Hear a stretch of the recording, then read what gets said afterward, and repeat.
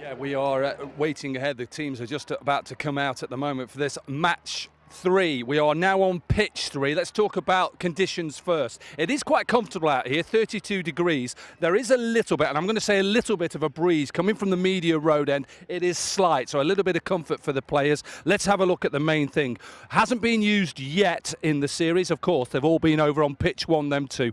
And what I want to pick up, and the reason why perhaps the Raiders have looked to have a bowl first, is there is a little bit of grass here. The cracks aren't as big, aren't as wide. There's a little bit of live grass, which we've seen on that other pitch 1, but pitch 3 here I think is a little bit more compacted. So I think this is going to be good pace. Let's have a look who does well first. I think it's a good decision to have a ball first. But somebody who we all know about is Mushtaq Ahmed. And over my left-hand shoulder here, he's ready to play. He's a little bit older than 19, only just. He is ready to play. So Mushtaq, one of the mentors, obviously with Viv Richards as well.